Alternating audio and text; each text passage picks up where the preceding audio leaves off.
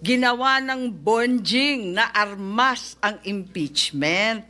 Ang dating para sana sa kaayusan ng sistema, ginagawang pampagulo, panakot at sandata laban sa mga kinaiinggitan, kinaiinsecuran ng mga lulong sa kapangyarihan. Kaya naman, mag-move on na tayo. Magtrabaho at huwag konsentihin ang isang spoiled na bonjing. Ano kaya kung yung speaker nyo na lang ang paltan nyo?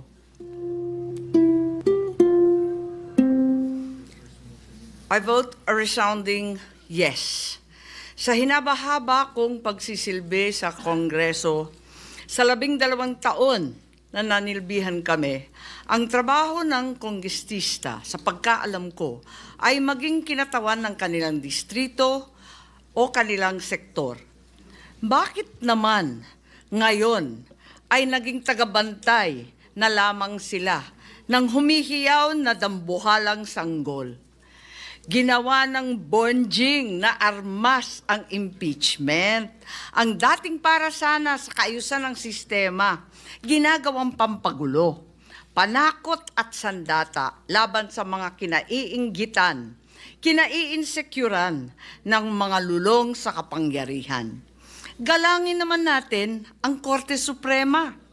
Huwag tayong umastang Supreme Court, Supremest pa. Wala namang ganun ah. Sa mga kapatid kong senador, paano tayo magiging dakilang mambabatas kung tayo mismo ay hindi susunod sa batas? Ang boses ng Korte Suprema ay boses ng konstitusyon. At kung sino man ang sasapaw sa boses na ito ay isa lang ang tono, ambisyon. Kaya naman, mag-move on na tayo.